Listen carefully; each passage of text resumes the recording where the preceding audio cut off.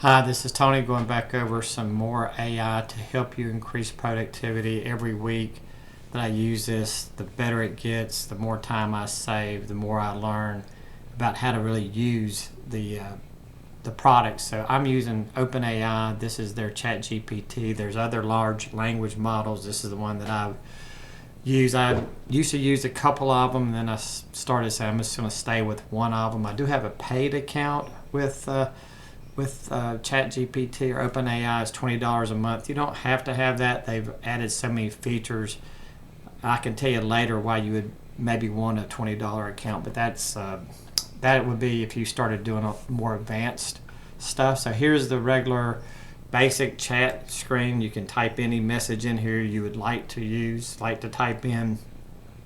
You can click on this attachment, upload from your computer. So if you're wanting to review, let's say, a PDF, maybe a scientific white paper that's 50 pages long and loaded with information, and you don't want to read it all, so you can upload it in ChatGPT and say, hey, can you summarize this? Give me the 3 most important things in this PDF. So that's certainly one use of using this. Tons of uses. You can keep this sidebar over here going. You can keep coming back to add more information. If you're working on a project, you can do it that way.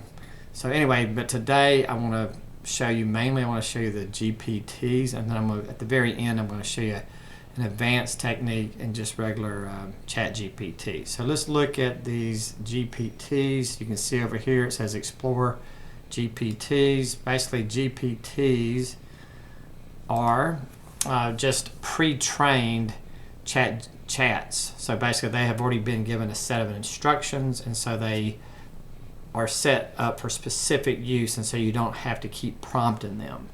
And so here's the GPT section. You just hit Explore GPTs, and if you have your own GPTs, you can put them over here, or they will be there.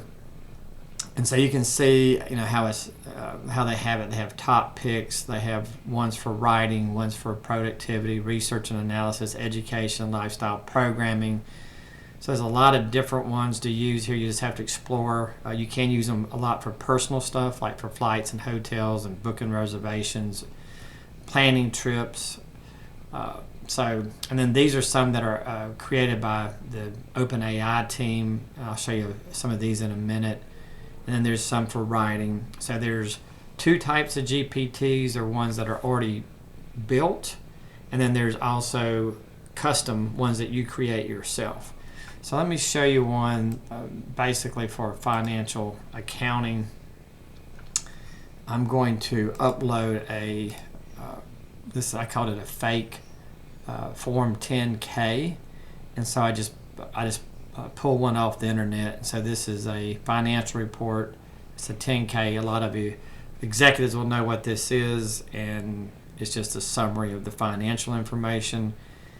And so you could put your P&L in here. You could put your income statements. You could put all that information in here and then have it quickly analyze it. You could put your P&L in for the last 3 years. You could put 3 different PDFs in here, and then ask the system to evaluate year to year, quarter to quarter, and look for trends, and give you percentage of growth or percentage of net income, whatever you want to ask. This is just going to be a simple one. We're going to look at a 10K. I just want to show you. So I'm going to come here. This is it's a financial accounting professor. I'm just going to hit this, upload from computer. I'm going to add this 10K in here so you can see it says fake 10K. So it's in here now, and all I'm going to do is, all I have to do really is, okay, now I'm just going to hit, that's what I should have done the first time. So now it's just going to review this for me. And so here it is. It's breaking this information down. It's gathering all the information. Cash and cash equivalents, assets, liabilities. So it's summarizing everything on that 10K. And then I can come back and ask it some other questions also. And this just saves time.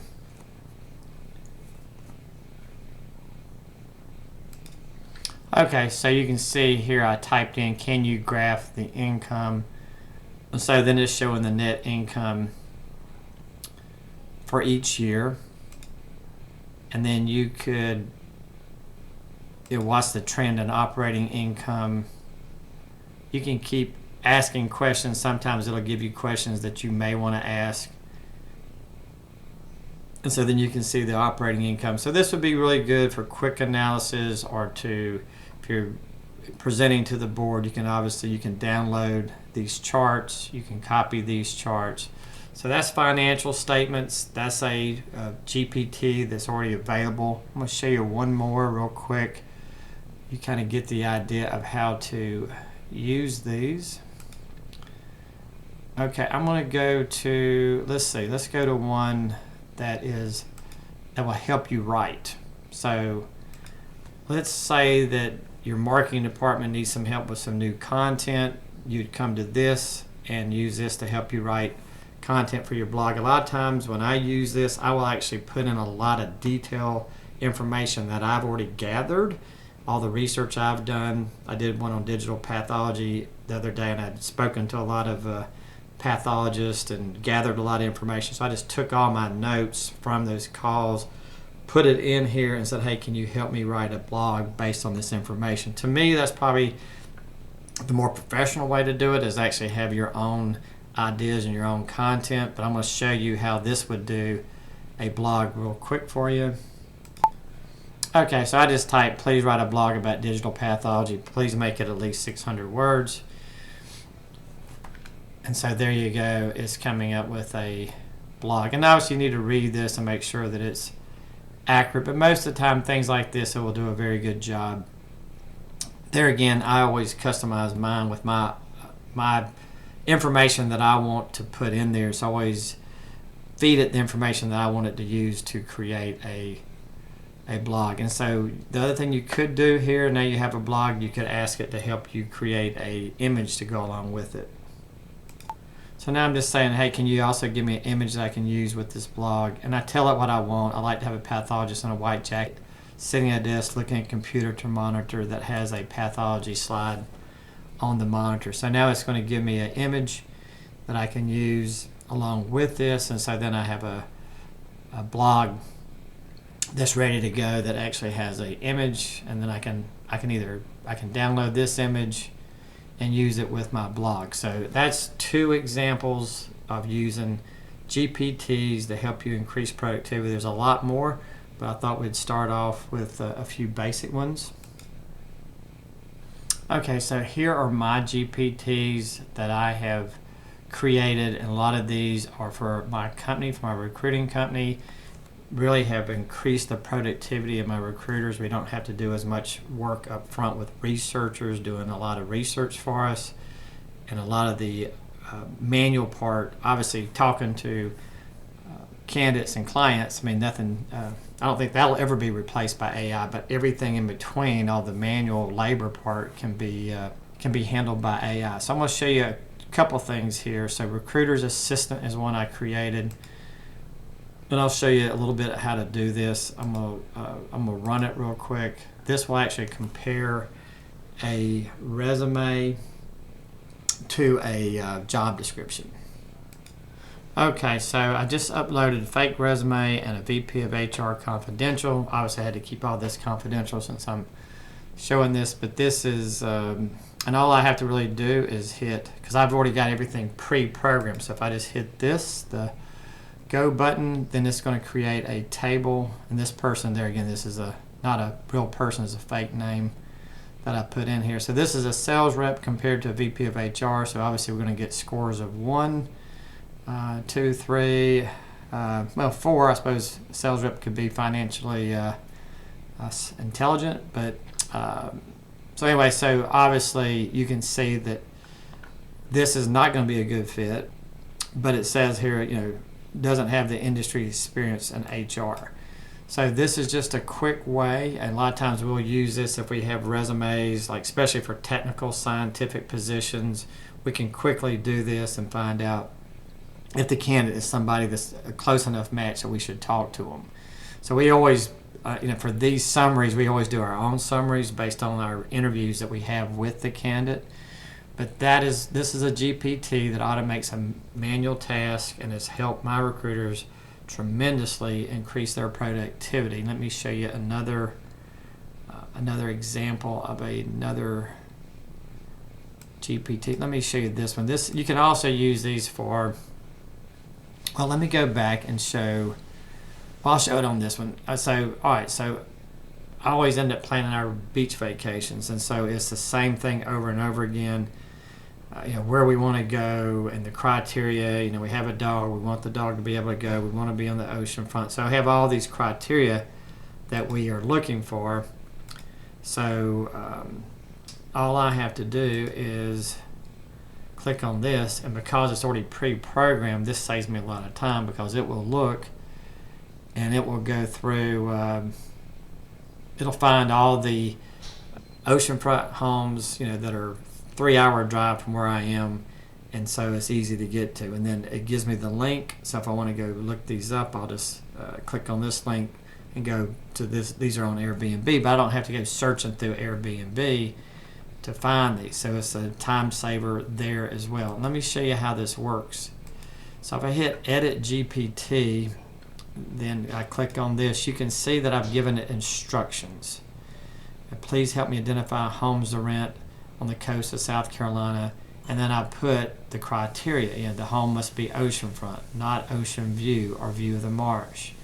The house must be pet friendly. Dogs less than 25 pounds should be allowed. So I tell it everything that I'm looking for. I tell it how many stars I want. So anyway, that's before I used to always have to program this in whatever I was doing, and now I don't. I just come to my GPT and get it to run those for me. So it's a big time saver, obviously, not only with work, but with productivity. Here's a new one that I've just done, Job Description Builder. I won't go through this one, trying to keep these videos kind of short, but this one actually will help. If somebody's trying to build a job description, it will actually help them build a job description. This one is a little different in that it asks you questions. I have it programmed to what's the name of your company. So it's going to go through and ask me questions. And so, like I said, I'm not going to go through all this, but would you like to provide your own company summary? Would you want to prefer an AI generated summary? So obviously I'd rather AI do it for me. So it gives you choices, but this one will go through the whole thing, and then at the very end it'll ask you if you want to receive a copy of the job description. Then it will email a copy to you, so you just have to put in your email at the very end. But there's 21 questions, so I'm not going to go through this. Just wanted to show you how these GPTs are, and so I suppose the thing that I've started looking at too, and helping other people, it's like creating these for their companies if they have really manual tasks that they want to automate. So if they have a very repetitive, like a statement of work or a master service agreement that has to be changed. Statement of work could be a very good one, so that it actually will have your hourly rate. It could come up with pricing and everything, and you build all that into the GPT. And so this is something that as leaders and companies, that you don't have to know how to do it. You just have to know that this stuff's available, so you can help increase your productivity without actually having to keep adding more labor to your company. So keep your costs down and increase your profitability.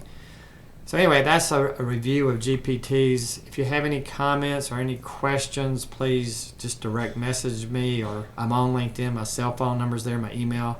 Just let me know. Glad to help.